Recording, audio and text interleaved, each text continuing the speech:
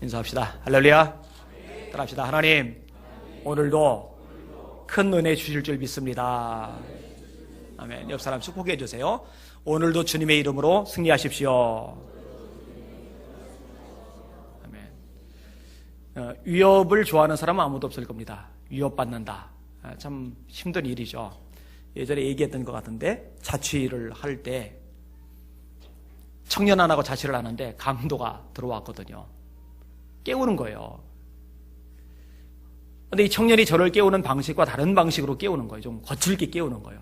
눈을 딱 떴더니만 강도들이 들어온 거예요. 목에다 칼을 이렇게 댄 거예요. 있는 돈 다 내놓으라는 거예요. 그래서 양쪽 주머니에 이렇게 돈이 나눠져 있었는데 한쪽 주머니는 11조고 손대면 안 되니까 다른 주머니에 넣고 나머지는 제가 쓸 수 있는 돈, 일단 그거를 줬어요. 그리고 더 이상 돈 없다고. 왜냐면 11조는 어차피 내 돈이 아니니까. 내 돈 아니잖아요. 그러니까 돈 없는 거잖아요.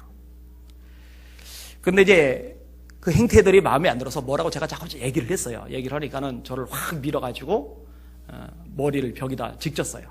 근데 옆에 있는 청년이 계속 중보기도를 했대잖아요. 우리 전사님 제발 말대꾸 하지 않게 해주세요. 말대꾸 하지 않게 해주세요. 어쨌든 이놈들이 해코지는 하지 않고 나갔어요. 이 밖에는 이미 승합차가 대기돼 있었고 거기에 일행이 더 있고 타자마자 날아가요. 제가 그 다음 날부터 그 지역을 돌아다녔잖아요. 그 얼굴을 봤으니까 그놈들 얼굴 혹시 발견되나 싶어가지고 쫓아다니느라고 돌아다녔는데 일주일 동안 돌아다니는데 결국은 못 찾아냈어요. 못 찾아낸 게 주님의 은혜일지도 모르죠. 찾았다가 걔네 또 다쳤을 수도 있으니까. 여러분, 그런 식으로 위협을 당하는 걸 누가 좋아하겠어요? 그죠? 좋을 사람 아무도 없어요. 직장 생활을 하는데 해고를 당했다. 이거 경제적으로 위협이 됩니다. 생계에 위협이 됩니다. 힘든 일이에요. 이거 누가 원하겠어요? 큰 병에 걸리는 거, 이거 육체적으로 위협이 됩니다. 병을 원하는 사람 누가 있겠습니까? 지난 목요일 날 효빈이가 아파가지고 잠을 못 자요. 11시 반경에 애를 데리고 이제 강남 성심병원에 갔어요. 다 검사를 하고서 돌아오니까 이제 새벽 2시가 넘었어요. 뭐 큰 문제는 아니에요. 며칠 좀 고생하고 이제 괜찮아졌어요. 참 다행이다 싶어요. 근데 아들을 데리고 병원 가면서 제가 그 생각을 했어요. 이 녀석은 아버지가 있으니, 이렇게 훌륭한 아버지가 있으니 차에 태워서 데려가지고 옆에서 손잡아주고 또 대고서 기도해주고 모든 처리 다 해주고 얼마나 좋을까. 그런데 혼자 지내다가 병이 난 사람은 참 서럽겠다. 이 생각을 제가 이번에 참 많이 했어요. 김시리 공사님이 고기를 제일 세게 끄덕이세요. 끄덕끄덕. 여러분 너무 급하게 막 아프신데 어쩔 방도가 없을 때는요 저한테 전화를 주세요. 그럼 제가 모시러 갈게요. 병원에 모셔드려야 되겠다. 그 생각을 좀 했어요. 아무튼 이렇게 원치 않은 질병을 만나는 거 위협이 되거든요. 이거 반가울 사람 없습니다. 개인만이 아니라요 국가적인 면에서도 위협이 많습니다. 지금 유럽들이 위협을 받아요. 난민들 때문에. 안 받아들이려고 하다 보니 인도주의적인 관점에서 문제가 되고, 받아들이려고 하다 보니 거기에 IS가 섞여 있을까 봐 걱정이 되고, 골치가 아파요. 골치가 아파. 그래서 지금 유럽의 선거 판도가 뒤엎였답니다. 그동안에 개방하자, 인도주의적인 관점으로 돌보자, 이러던 사람들에게 가던 표가 폐쇄적인 정책을 쓰는 사람들 쪽으로 확 간 거예요. 왜냐면은 위협을 느끼는 거거든요. 이번에 프랑스에서 테러가 일어났잖아요. 많이 죽었어요. 게다가 많이 다쳤어요. 미국에서 또 총기 사건이 일어나가지고 난리가 났는데, 이 총기 사건을 일으키는 그 사람의 집을 조사를 했는데 거기에 폭탄 포함해서 엄청난 총알들이 있는 거예요. 이번에 못 잡아냈으면 또 어마어마한 일들이 일어났겠죠. 국제적인 면에서도 이런 위협들이 참 많이 있어요. 교회적인 면에 있어서도 위협이 있어요. 지금 서구의 교회들은요 상당히 어려움 가운데 놓여져 있습니다. 더 이상 기독교 국가라고 할 수 없는 나라들의 모습 때문입니다. 영국 같은 나라요 기독교 국가잖아요. 성공회가 국교입니다. 위대한 설교자들을 배출했던 나라입니다. 제가 가장 좋아하는 설교자 스펄전의 땅이 이 영국이에요. 근데 영국이 지금 이슬람화가 진행이 되고 있어요. 왜냐하면 이민자들 유입을 시켰는데, 이슬람 사람들은 다른 유럽 사람들하고 달리 아내를 열어뒀고 게다가 애들을 낳는 대로 무지막지하게 낳기 때문에 평균 출산율이 8.2입니다. 보통은요 1.8이거든요. 1.8. 그러니까 1.8을 낳는 사람들하고 8.2를 낳는 사람들하고는요 10년만 지나가도 인구수가 차이가 나요. 게다가 시민권을 얻은 그들은 투표권이 있잖아요. 투표권을 가진 그들이 자식을 낳으면 그들도 투표권을 가지거든요. 그러면 이게 표가 돼요. 그리고 정치인들은 결국은 표에 관심을 가지게 돼요. 그래서 정신 나간 한 국회의원은 이슬람의 다문화를 생각해서 우리 영국 사회도 이제 일부 다처제를 법적으로 용인해야 되지 않겠느냐라고 발의를 할 정도로 상황이 지금 그렇게 되어 있어요. 그러니까 이슬람을 위한 정책들은 만들어지는데 교회는 압박을 해요. 전도를 하면 쇠고랑을 차요. 동성애를 죄라고 설계한 영국 목사가 감옥에 갔어요. 위협입니다. 우리나라도 여러 가지 요인들이 있어요. 여러 가지 문제들이 있어요. 종자연을 통해서요 미션 스쿨을 압박해 들어갔습니다. 종자연 시민단체죠. 근데 왜 미션 스쿨을 압박할 수 있느냐? 국가에서 가장 강한 권한을 가진 기관 중에 하나가 국가인권위원회입니다. 보통은 법무부 장관, 법무부 차관, 국방부 장관, 국방부 차관 이런 식의 구조인데 인권위원회는 인권위원장과 10명의 위원들로 구성이 되어 있는데 위원들 1명이 차관급입니다. 그러니까 장관 1명과 차관 10명이 있다고 생각을 하시면 돼요. 그러니까 법무부가 겨요, 그 앞에서요. 법무부가 동성애 법안 통과시키려고 앞장을 섰을 때 법무부가 원해서 앞장섰던 게 아니라 국가인권위원회가 법무부에다가 압력을 가했어요. 쩔쩔맵니다. 국방부도 쩔쩔맵니다. 그런데 이 단체가 종자연에 권한을 준 겁니다. 이 종자연이요 미션스쿨 기독교 학교에서 예배를 다 폐지시켰어요. 기도를 다 금지시켰어요. 성경 공부를 다 못하게 막아버렸어요. 여러분 그게 얼마나 황금어장입니까? 근데 그렇게 됐어요. 그럼 이 종자연이 어떤 단체냐? 이게요 나중에 밝혀졌는데 불교에서 만든 단체입니다. 불교에서. 기가 막힐 일이에요. 이런 불교가 산속 종교가 아닙니다. 얌전히 도나 닦는 종교가 아닙니다. 굉장히 전투적입니다. 자승 종원장 조계종의 대빵이 이명박 대통령 찾아가서 발의했던 제안이 뭐냐? 종교 평화법 만들어달라. 액면 그대로 들으면 안 됩니다. 종교끼리 평화하자. 그 법이 아니에요. 열심히 전도하는 종교는 기독교밖에 없거든요. 종교를 금지시키자는 법안입니다. 그걸 해달라는 거예요. 다행히 이 대통령이 그건 받아들이지 않았어요. 잘한 일이죠. 그거 받아들였으면 아마 두고두고 욕을 먹었을 거예요.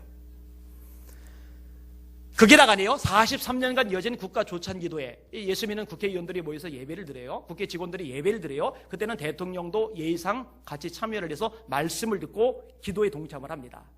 근데 이제 불교계 쪽에서 국회 사무처 직원들을 협박하는 거예요. 니들 국회 공간을 기도처로 자꾸 내주면은 처벌하겠다. 법적 조치 취하겠다. 이게 불교입니다. 절대로 얌전하지 않아요. 동성애자들과 동성애 지지자들의 공격 심각합니다. 왜냐면요, 다른 곳에서는 동성애 그렇게 문제 삼지는 않아요. 근데 기독교인들은 이것이 문제가 된다는 걸 알아요. 그래서 이 동성애 법안 막기 위한 주도 세력은 전부 다 기독교인들입니다. 물론 타 종교도 같이 섞여 들었어요. 불교도, 유교도, 카톨릭도. 그래서 동성애 문제 대책위원회라는 단체가 만들어졌어요. 제가 공동 운영위원장을 맡고 있어요. 그렇지만 실질적으로 일을 하는 사람들은 기독교인들입니다. 이것을 아는 동성애 지지자들이 엄청나게 공격을 해대고 있어요. 안티 기독교인들의 기독교 비방 심각합니다. 이단들의 발현 심각합니다. 이뿐만 아니에요. 교회들 어려운 데가 참 많아요. 최근 지난주 통계인데 우리 교단의 교회들 중에 1년 경상이비가 1,500만 원 이하인 교회가 1,100개 교회예요. 100개가 아니에요. 1,100개. 어마어마한 숫자죠. 1,100개. 그러니까 타교단까지 따지면 상상을 초월하는 겁니다. 여러분 1,500만 원 가지고는요 일반적인 한 가정도 쪼들립니다. 근데 한 교회 1년 전체 예산이 1,500만 원이 안 되는 교회가 1,100개 교회. 그럼 거기서 월세 빼고 관리비 빼면은 그 목회자들은 뭘 먹고 살까? 먹고 살 길 막연하죠. 어렵죠. 그래서 사실 지원을 해야 돼요. 우리에게도 이 일을 자꾸 넓혀나갈 필요가 있어요.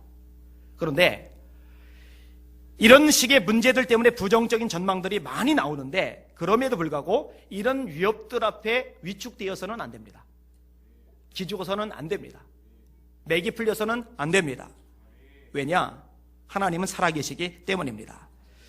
이럴 때 그럼에도 불구하고 우리에게 믿음이 필요합니다. 하나님을 신뢰하는 마음이 필요합니다.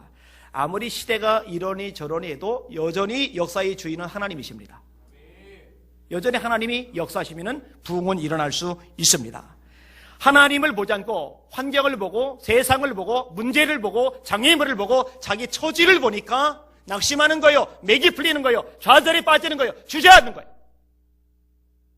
하나님을 봐야 힘을 얻는데, 성경은 명백하게 말씀하고 있습니다. 너는 알지 못하였느냐, 듣지 못하였느냐. 영원하신 하나님 여호와 땅끝까지 창조하신 자는 피곤치 아니하시며 곤비치 아니하시며 명철이 한이 없으시며 피곤한 자에게는 힘을 더하시며 무능한 자에게는 피곤한 자에게 힘을 더하시며 무능한 자에게는 힘을 더하시나니 소년이라도 피곤하며 곤비하며 장정이라도 넘어지며 자빠지되 오직 여호와를 앙망하는 자는 새 힘을 얻으리니 독수리의 날개치며 올라간 같을 것이요 다른 박쥐라도 곤비치 아니하겠고 걸어가도 피곤치 아니하리로다. 하나님을 바라보는 사람, 하나님 새 힘을 주실 것입니다. 뚫고 나가게 하실 것입니다. 여러분, 각 시대에 일어났던 위대한 부흥운동이 있어요.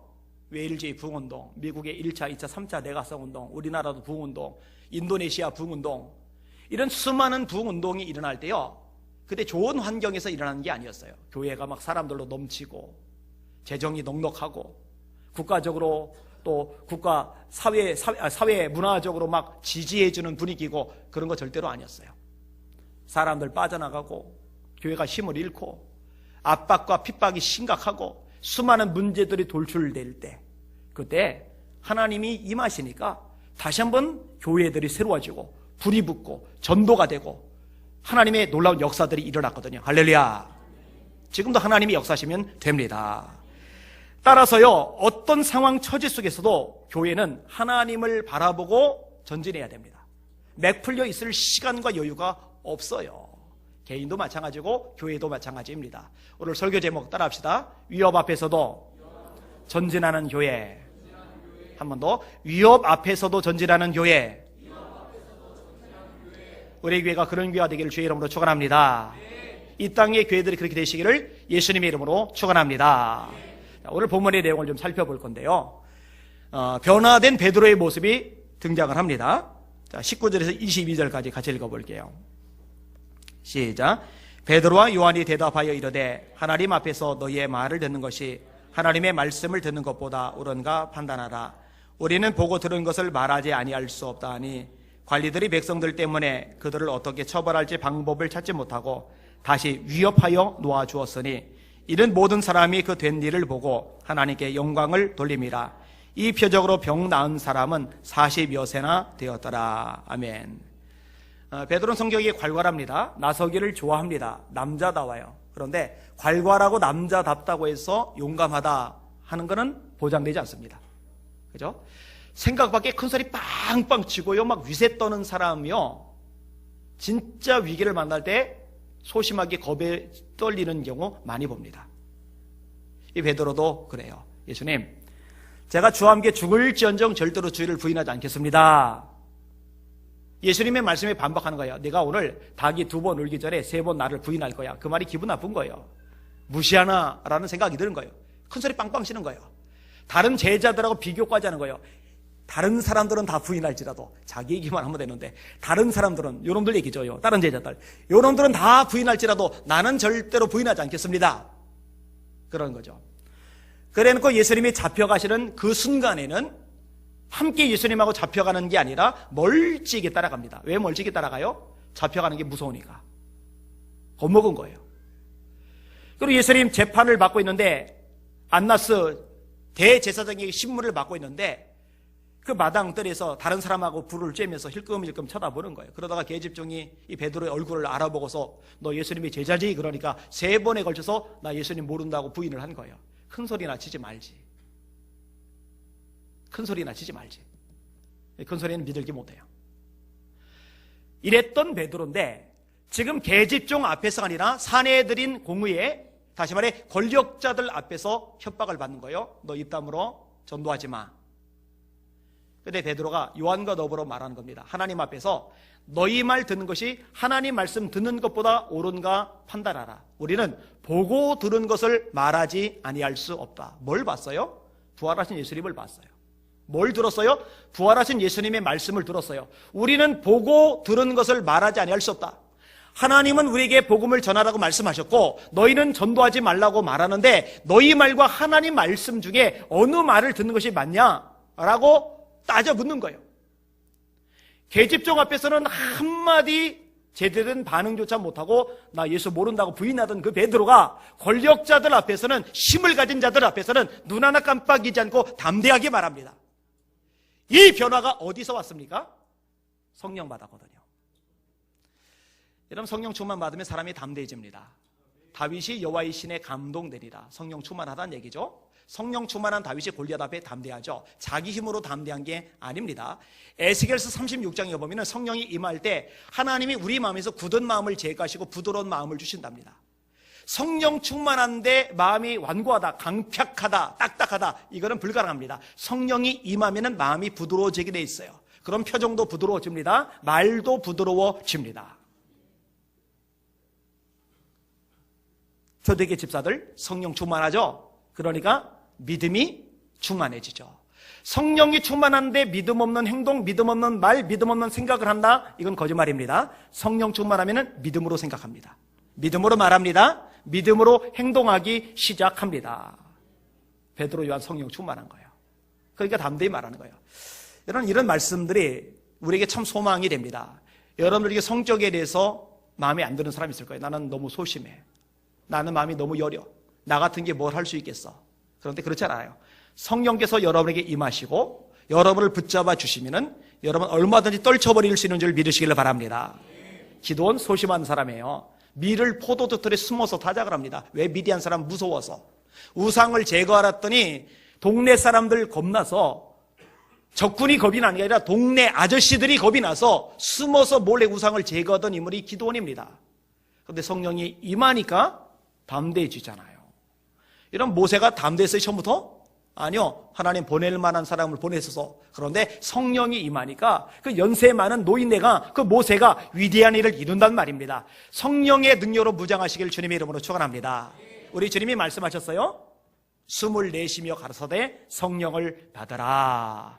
오직 성령이 너에게 임하시면 너희가 권능을 받고, 우리에게 애초에 있던 권능이 아니에요. 그런데 성령이 임하면 권능도 여러분에게 생기는 줄 믿으시길 바랍니다. 따라합시다. 이는 힘으로 되지 아니하고 능으로 되지 아니하며 오직 나의 영으로 되느니라. 성령으로 됩니다. 기억하시길 바랍니다. 이게 베드로의 변화입니다. 자, 이렇게 변화를 받으니까 담대하단 말이에요. 담대한 베드로, 해코지하고 싶은데 이 유대 지도자들이 백성들 눈치 때문에 해코지를 못하는 거예요. 다시 한번 위험만 해요. 자, 말씀 보세요. 다시 읽을게요. 21절과 22절 시작. 관리들이 백성들 때문에 그들을 어떻게 처벌할지 방법을 찾지 못하고 다시 위협하여 놓아주었으니 이는 모든 사람이 그 된 일을 보고 하나님께 영광을 돌림이라. 이 표적으로 병 나은 사람은 40여 세나 되었더라. 자, 이 위협 소식을 베드로와 요한이 교회에다 보고를 합니다. 23절 읽습니다. 시작. 사도들이 노임에 그 동료에게 가서 제사장들과 장로들의 말을 다 알리니. 반가운 소식이 아니죠. 부정적인 소식이죠. 큰일 났다 싶죠. 왜냐하면 권력을 가진 자들이 협박을 한 거니까, 위협을 한 거니까 아차 싶은 거예요. 이때 이 교회가 보인 반응이 정말 멋져요. 자, 볼게요. 24절 보겠습니다. 시작. 그들이 듣고 한 마음으로 하나님께 소리를 높여 이르되 대주제여 천지와 바다와 그 가운데 만물을 지으니시오. 자, 위협을 만났을 때 이들이 뭘 하느냐? 기도를 해요. 기도를 하는데 그 기도를 어떻게 하느냐? 두 가지 용어가 나오는데 하나는 따라합시다. 한 마음으로. 이게 초대교회가 힘이 있었던 이유입니다. 한 마음이, 한 마음, 한 마음.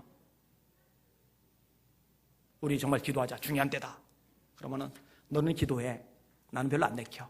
너는 기도해. 나는 바빠. 너는 기도해. 나는 피곤해. 이러면 힘이 쫙 빠질 텐데요. 한 마음으로 기도를 하는 거예요. 빌립보서 2장에 한 마음에 대해서 강조를 하죠. 요한복음 17장에 주님이 하나가 되게 해달라는 기도를 간곡하게 하시죠. 한 마음으로. 그 다음에 기도의 또 하나의 특징이 뭐냐면은 소리를 높여입니다. 소리를 높여. 소리라는 게 뭐예요? 들려야 소리죠. 제가 지금 뭐라고 할게요? 이 모양 보세요. 틀려서 좀 써봐. 뭐라고 그럴게요? 예? 현조 맞았어. 저희도 맞았어요. 여러분을 사랑합니다 그랬어요. 이 소리라는 거는요, 귀에 들려야 소리입니다. 이렇게 하면 안 들린단 말이에요. 소리를 높였다는 얘기는 큰 소리로 기도했다는 거예요. 여러분, 마가의 다락방에 성령이 임할 때 방언을 말합니다. 이 방언 말하는 소리를 마가 다락방 안에 있는 사람만 들은 게 아니라 그 지역에 모였던 사람들이 밖에서 다 들었어요. 이런 밖에 모여있는 사람들이 자기 지역 언어로 방언 기도하는 소리를 들었다라는 얘기는 이 방에서 기도하는 사람들의 목소리가 컸다는 거예요? 작았다는 거예요? 컸다는 거예요. 여러분, 묵상 기도가 굉장한 장점이 있어요. 저 묵상 기도 많이 합니다. 여기에만 있는 비밀, 신비가 있어요. 근데 거꾸로 통성 기도, 이건 어마어마한 장점이 있어요. 여기에만 담겨있는 비밀, 능력이 있어요.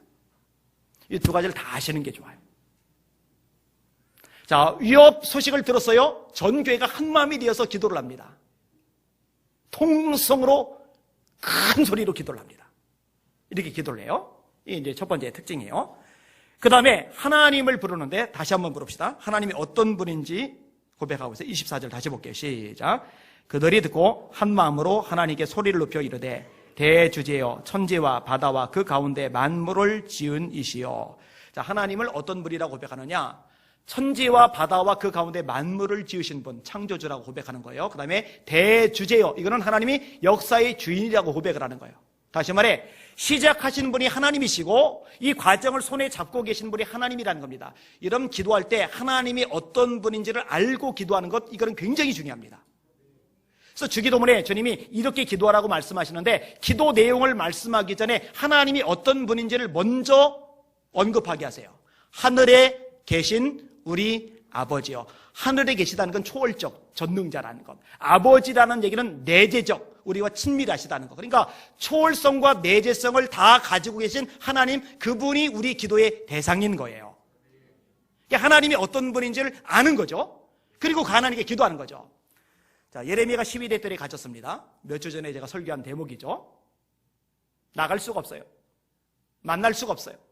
설교자가, 선지자가 설교할 수가 없어요. 예언할 수가 없어요. 아무것도 할 수 없는 그에게 할 수 있는 게 하나가 남았어요. 하나님이 그걸 말씀하세요. 그게 예레미야 33장 3절이죠. 너는 내게 부르짖으라. 그 부르짖는 것도 소리 내는 겁니다. 12대 때 혼자 갇혔는데 부르짖으면 미친놈, 바보 취급당하지 않을까? 그걸 왜 걱정합니까? 하나님이 부르짖으라면 부르짖는 거예요. 너는 내게 부르짖으라.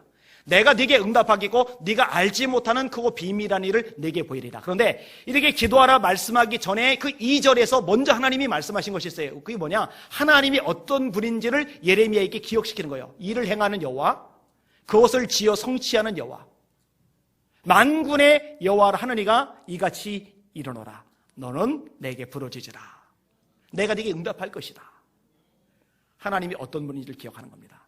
여러분, 세상이 아무리 뒤집어져도요, 아무리 원수마귀가 제 세상인 듯 난리 발광을 쳐도요, 그러든 말든 여전히 세상의 주인은 하나님 한 분뿐이십니다.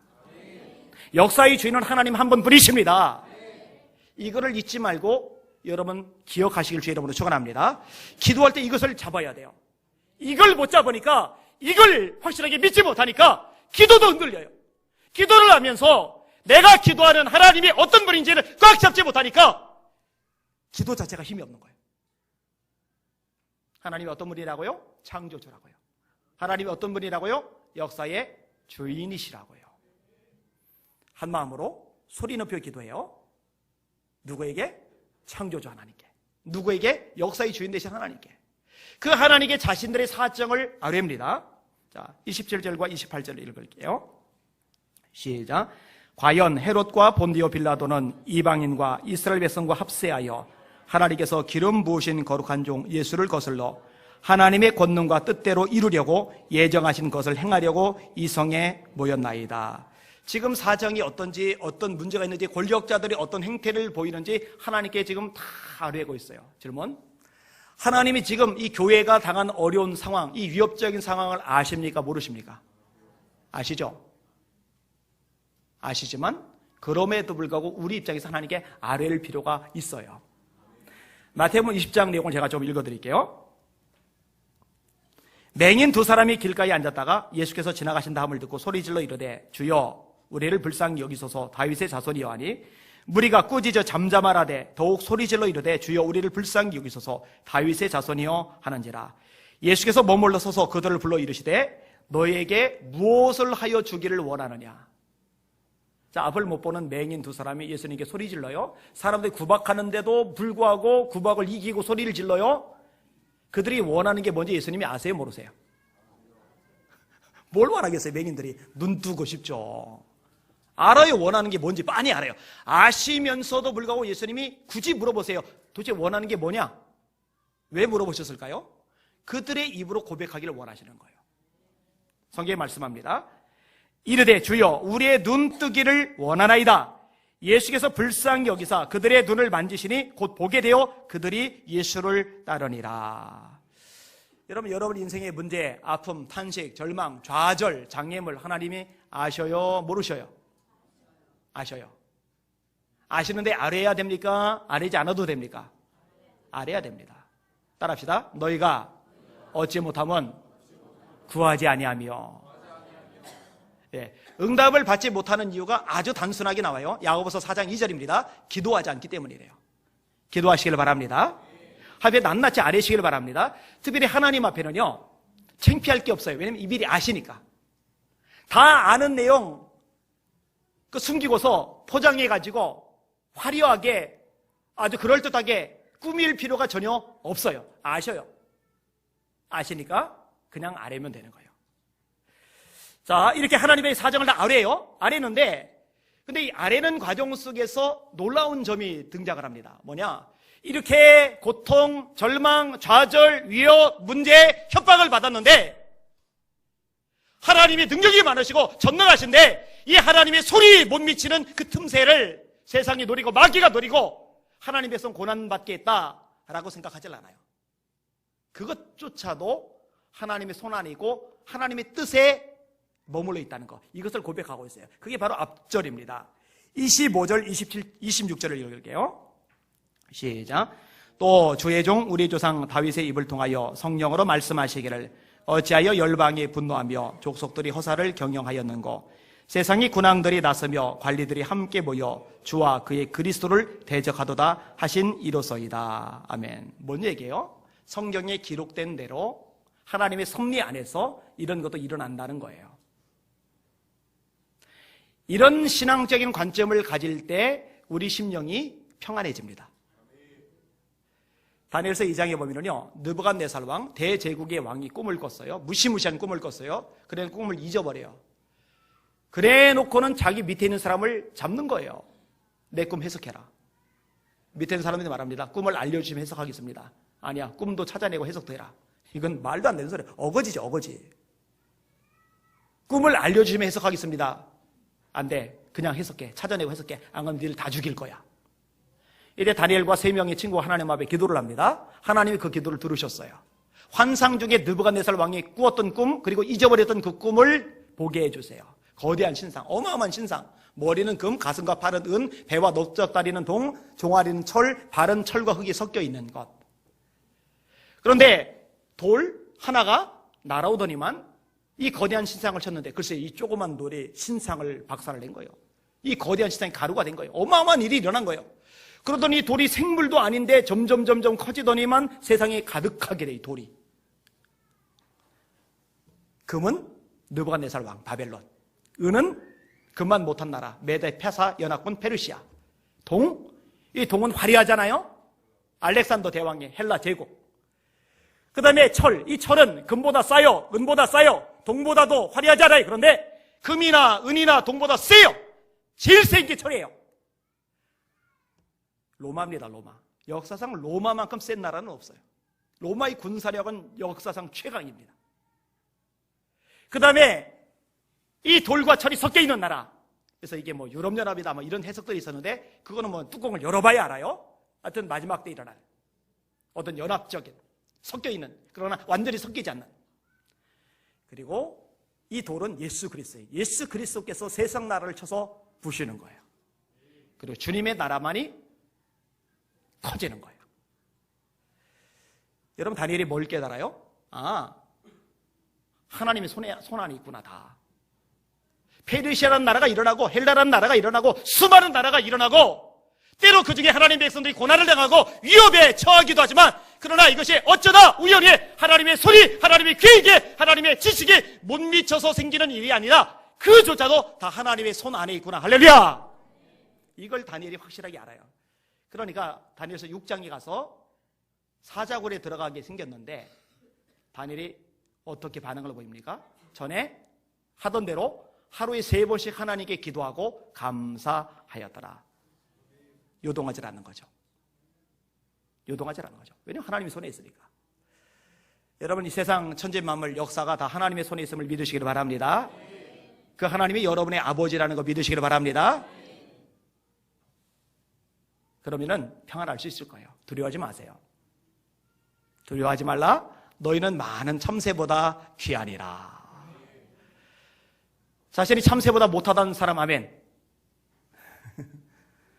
자신이 참새보다는 귀하다는 사람 아멘. 그러면은 평안하세요. 하나님께 맡기시기를 바랍니다. 자, 위협을 당했어요. 한 마음으로 통성으로 기도를 해요. 하나님이 어떤 분인지를 명확하게 고백하면서 기도를 해요. 사정을 아랩니다. 그리고 그 사정도 하나님의 손에 있음을 고백을 해요. 그리고 여기서 더 적극적인 기도로 나아갑니다. 그게 이제 다음 구절인데, 다음번에 읽을 구절인데 29절을 읽을게요. 시작. 주여 이제도 그들의 위협함을 굽어 보시옵고 또 종들로 하여금 담대히 하나님의 말씀을 전하게 하여 주시오며. 자, 위협받았어요. 그 소식을 들었어요. 야, 요즘 시상 예수 믿기 힘들구나. 전도하기 힘들구나. 요즘 교회가 참 어려운 상황이구나. 지금 한국교회가 어렵다기로서니 초대교회 이 당시보다 어렵지는 않거든요. 사실은요. 우린 잡혀가진 않아요. 감옥 가진 않아요. 매 맞지는 않아요.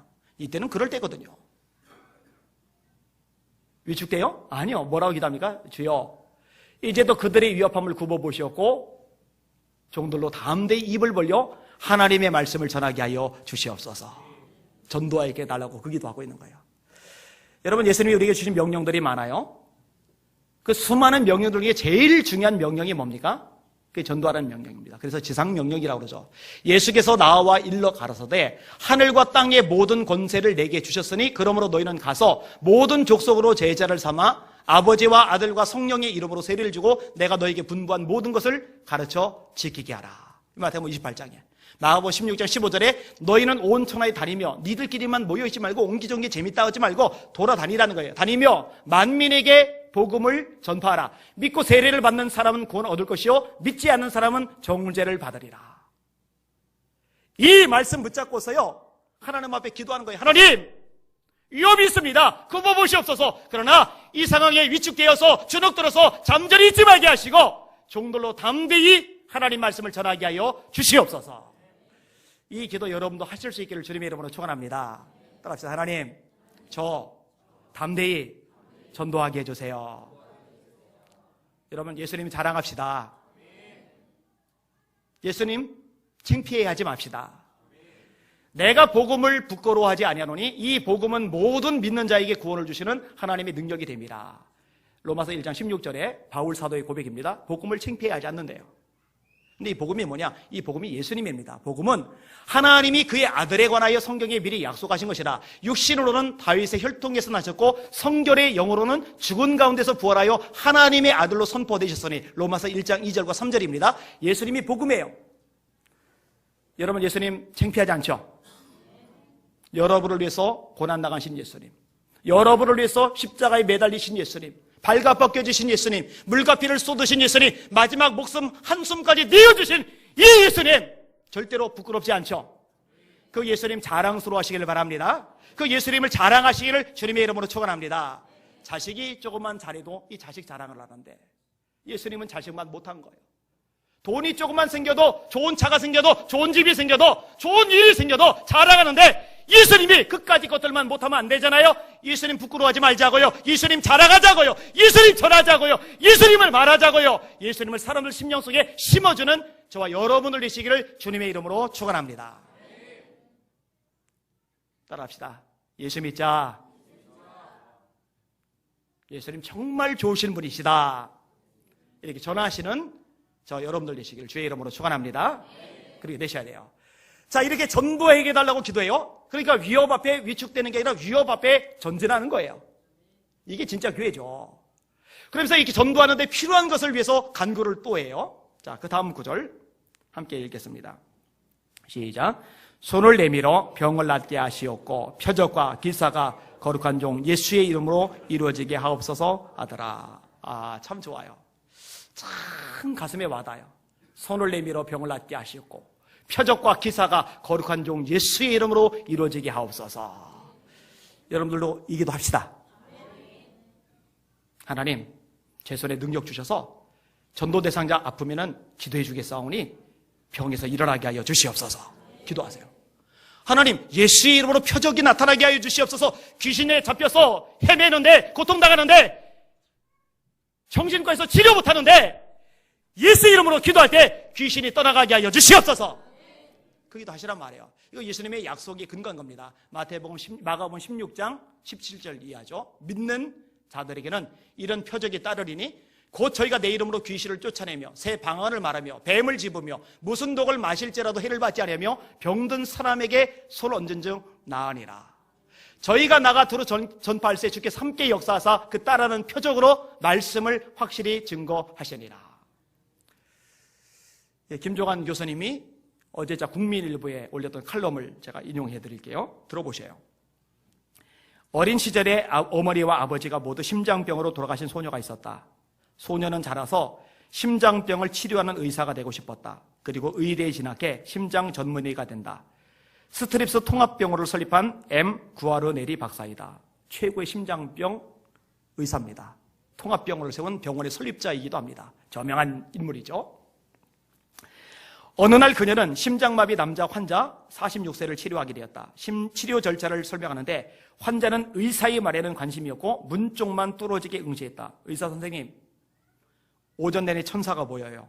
지금도 키 큰 천사가 저기 서 있어요. 그곳을 쳐다보았으나 당연히 아무것도 없었다. 그렇지만 환자는 여전히 넉나간 얼굴이었다. 환자가 말했다. 내 말을 믿으시죠? 물론 믿어요. 그런데 천사가 보인다는 게 어떤 의미라고 생각하세요? 내가 죽어가고 있다는 의미죠. 환자가 자신은 죽을 거라고 말하니 의사의 마음이 편치 않았지만 수술은 잘 끝났다. 그리고 회복실로 가서 환자의 손을 다독이면서 유달리 확신에 찬 의사다운 목소리로 모든 게 좋아질 겁니다 라고 했다. 그러나 환자는 여전히 천사들이 나를 애워싸고 있다고 했다. 모든 의료진이 최선을 다했지만 결국 그는 그날 밤에 죽고 말았다. 이 일을 계기로 구아르 네리 박사는 천사들의 존재를 연구하기 시작했다. 또한 영성과 신성을 연구한 의학 자료들을 찾아보기 시작했다. 너무 비의적인 분야라 연구 결과들이 없을 것 같았다. 하지만 그녀의 추측은 빗나갔다. 기도의 치료 효력은 물론이고 건강의 영적인 차원을 분석하고 수치화하려는 시도들이 점점 늘어나고 있었다. 특히 기도에 대한 연구는 서구 의학의 중심 부대까지 움직이고 있었다. 이제 과학이 발달하잖아요. 의학이 발달하잖아요. 그러면서 기도원이 어떤 하나님의 초자인지 역사를 이걸 무시하는 시대가 되었었는데, 근데 더 발달했는데도 불구하고 인간의 힘으로 해결이 안 되는 수많은 문제들, 게다가 인간의 과학적인 논리와 의학적인 기술로 설명이 되지 않는 신비한 현상들이 일어나요. 그래서 이제 그것을 무시할 수 없으니 연구하기 시작한 거예요. 그래서 요즘은 대학에서도 이런 것을 연구한 통계 자료들이 많이 나와요. 많이 변했죠, 그만큼. 최근 미국의 대체의학 국립연구소에서는 종교와 영성의 연구 비용을 2배 이상 늘렸으며 심신의학에 대한 총 연구기금의 4분의 1 이상을 종교와 영성 연구에 배당했다. 비정통적인 치유사가 흉통을 없애주고 고통받던 사람을 편안히 쉬게 만들거나 약이나 다른 의료기를 사용하지도 않고 심장마비를 중단시키는 것을 보면 처음에는 절묘한 우연의 일치군 하고 말하죠. 하지만 이런 것을 2번째 보면 이거 흥미로운데 하고 말합니다. 그러다 3번째는 연구해 볼 필요가 있어 하게 됩니다 라고 듀크 대학의 심장 전문의 M. 쿠르코프 박사는 말한다. 영적 치유 분야의 권위자인 L. 도시 박사는 본래 종교적인 분위기 속에서 성장했지만 의사가 되기에 의대에 진학하면서 영적 자아를 외면하게 되었다. 그러나 기적적으로 치유되는 은총을 입은 사람들과 기도로 중병을 이겨낸 사람들을 보면서 서구 의학으로는 설명할 수 없다는 것을 깨달았다. 특히 한 말기 폐암 환자가 병원 치료를 전혀 받지 않았지만 교회 신자들의 기도로 치료되자 기도의 치유 효과를 긍정하면서 이렇게 말한다. 대부분 의사들이 의학적으로는 설명할 수 없는 치료들을 많이 알고 있습니다. 확신하건대 이런 사례들을 종합해보면 의학이 치유는 물론 최초의 해답도 아니라는 점을 깨달을 겁니다. 심리치료 경우에는 더욱 그렇습니다. 이제 기도요법을 쓰지 않는 것은 환자에게 필요한 수술이나 약을 주지 않는 것과 같습니다. 더 이런데 여기까지만 인용을 할게요. 여러분, 사실 간단해요. 사람이 사람을 고치지만 사람도 피조된 존재고 피조된 존재가 또 다른 피조된 존재를 고칠 뿐이지만 하나님이 사람을 고치는 것은 창조주 하나님이 당신이 만든 사람을 고치는 겁니다. 하나님이 못하실 일이 없죠. 하나님께 불가능할 일이 없죠. 우리는 말씀 잡고 기도하는 거예요. 하나님, 우리에게 능력을 주세요. 하나님, 한국교회에 능력을 주세요. 기도하는 한국교회가 되게 해주세요. 주여, 이제도 저희 위험을 굽어보셨고 담대히 복음을 전하게 하시며 손을 내밀어 병을 낫게 하시고 표적과 기사가 거룩한 종 예수 이름으로 이루어지게 하옵소서. 빌기를 다음에 모인 곳이 진동하더니 무리가 다 성령이 충만하여 담대히 하나님의 말씀을 전하니라. 말씀을 정리하겠습니다. 위협을 당해서 위협. 교회가 폐쇄되기 직전이에요. 완전히 문을 닫기 직전이에요. 다 잡혀가게 생겼어요. 매 맞을 수도 있어요. 여러분, 이런 것들 자꾸 들여다봐서 어쩔 거예요. 우리가 볼 거는 그런 것들이 아니에요. 그런 문제만 보고 환경만 보고 처지만 보고. 제가 목회하면서 제가 많이 성장한 분야 중에 한 부분이 이겁니다. 예전에는요, 교인 조금 줄면은요, 막 천지 세상 다 무너졌어요. 막 제 마음도 같이 무너져 가는 거예요. 근데 그거 하나님이 안 기뻐하세요. 하나님이 저한테 가르쳐 주세요. 너는 사람들만 보고 있구나. 사람 숫자만 보고 있구나. 너는 왜 나를 안 보냐? 인생에 뭔가 안 풀리면은, 어려우면, 위협이 있으면, 장애가 있으면, 한계가 있으면 영향을 받는 거, 위축되는 거예요. 그러니까 하나님 그거 안 기뻐하시더라고요. 너는 왜 그런 문제 따위만 보냐? 왜 환경만 보냐? 처지만 보냐? 장애만 보냐? 너는 왜 나를 주목하지 않냐? 나를 보면 새 힘을 얻을 텐데. 그걸 이제 깨달아요. 그래서 요즘은 타격을 전혀 안 받거나 영향을 전혀 안 받는 건 아니지만 이전보다는 나아요. 이제 흘려버릴 수 있는 그런 힘이 좀 생긴 것 같아요. 하나님만 바라보시길 바랍니다. 자, 위협을 만났어요. 이때 뭐랍니까? 정리해 봅시다. 자, 절 보세요. 하나님께 기도한다. 자, 기도하는 방식이 뭐였어요? 한 마음으로. 그 다음에 소리를 높여서. 우리 한 마음으로 기도합시다. 우리 교회적으로 이렇게 기도합시다. 그러면은 나 피곤해, 힘들어, 지쳐. 그러지 말고, 그렇게 힘 빼지 말고 같이 모여 기도합시다. 그리고 함께 부르짖어 기도합시다. 자, 기도하는데 하나님이 어떤 분이라는 거 잊지 말아야 돼요. 하나님이 창조주라는 거. 하나님이 역사의 주인이라는 거. 그 하나님 앞에 우리 사정을 솔직하게 있는 그대로 아뢰는 거예요. 하나님 다 아시지만 우리 입으로 듣기를 원하시는 거예요. 그리고 그런 과정도 하나님의 손, 하나님 손에서 떠난 것이 아니라는 확신도 우리가 가지고 있어야 돼요. 그리고 이런 식으로 소극적인 기도에 멈출 게 아니라 전진해야죠. 그 와중에도, 이업의 와중에도 하나님 담대히 복음을 전하게 해주세요. 거기도 합시다. 그리고 전도하는 데 필요한 능력도 구하는 거예요.